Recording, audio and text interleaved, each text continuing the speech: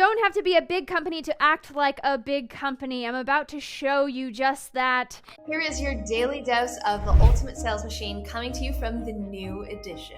Visit ultimatesalesmachine.com to get your copy or multiple copies. I am your host, Amanda Holmes, CEO of Chet Holmes International. What you're about to learn has assisted 250,000 businesses to generate billions of dollars, working faster, better, smarter.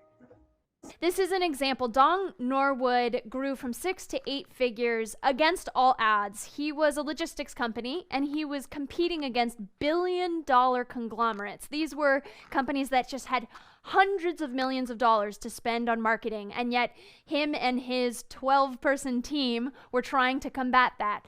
Now, he used exactly what you're learning in every session here. He identified his Dream 100, which is another boot camp. But once he identified them, then he led with an education throughout every piece of marketing and sales that he did towards those dream clients.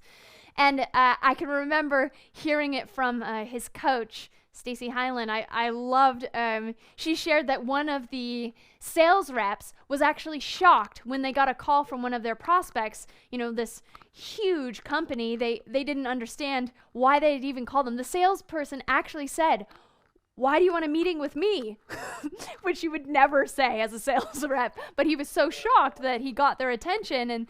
And the guy said, "Well, because you've been sending me all this material. It's so educational. It's so helpful. I have these little trinkets on my desk from your campaign." So just to say that this is our way of outsmarting the competition. We are doing it with education versus having to spend hundreds of millions of dollars on marketing. Another example I love is Deborah Bringleson. She won the Steal of the Deal award. She actually got Richard Branson to bring Virgin Airlines to California. And it was something that Richard Branson wanted nothing to do with California. It was the one place he did not want to go. That's when we think of the buyer's pyramid, right? The definitely not interested category. And she was competing against other states that had huge marketing budgets, and all she had was 30 people that were volunteers. So she managed to create a core story just for Richard Branson, just one man. She got to know everything that was keeping him up at night. She understood what were his problems in his organization currently. She led with education every step of the way and managed to get this deal between Richard Branson and Arnold Schwarzenegger when he was governor of California to come through, and it generated hundreds of millions of dollars for California. And she did it with a shoestring budget, just what I'm teaching you every week. So this stuff works, right? And it's about brain power, not wallet power. So I'm gonna play for you this video. It's just the trailer of, anybody seen Moneyball? The movie Moneyball? Okay, maybe 3. Okay, yeah. So this is just to reinforce when you come up against adversity, which is very often what people are feeling right now during the boot camp. You're feeling like, oh, I kind of get it, but I don't really. This is really overwhelming. So here is, for that sentiment, let's play this Moneyball clip. There are rich teams and there are poor teams. Then there's 50 feet of crap. And then there's us. That's $1, man. What? Welcome to Oakland. I need more money. We're not New York. Find players with the money that we do have. I like Perez. Got an ugly girlfriend. Ugly girlfriend means no confidence. You guys are talking the same old nonsense like we're looking for Fabio. We got to think differently. Who's Fabio? Your goal shouldn't be to buy players. Your goal should be to buy wins. And in order to buy wins, you need to buy runs. Who are you? I'm Peter Brand. First job in baseball? It's my first job anywhere. We're gonna shake things up. Why don't you walk me through the board? I believe there's a championship team that we could afford because everyone else undervalues them, like an island of misfit toys. We want you at first base. I've only ever played catcher. It's not that hard, Scott. Tell him, Wash. It's incredibly hard. He can't throw. But what can he do? You want me to speak? We're not pointing you yet. He gets on base. We are card counters at the blackjack table. We're gonna turn the odds on the casino. I'm heading in. Text me the play-by-play.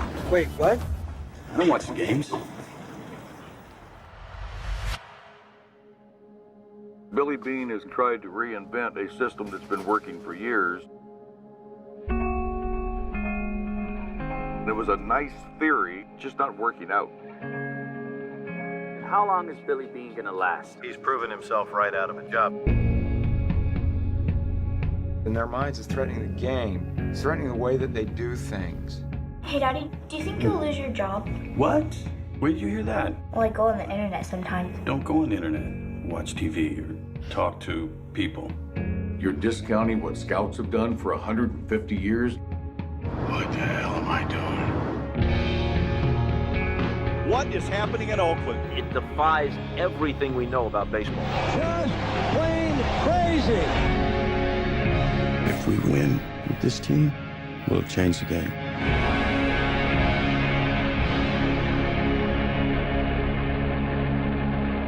This better work.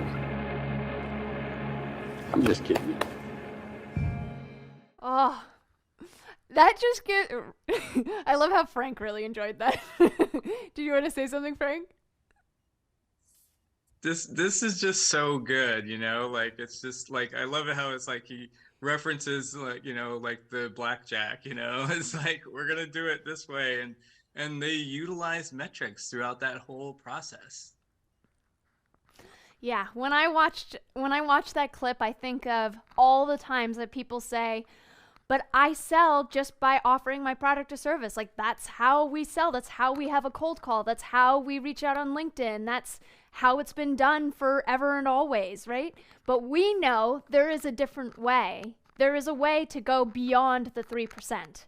And that's what I'm pushing everybody out of their comfort zones to go after the entire, right? 9 times. And it feels uncomfortable, and it doesn't feel like it. That's why would I lead with education? Why am I doing this? Like, that is where you should be if you're not used to this kind of strategic way of marketing and selling.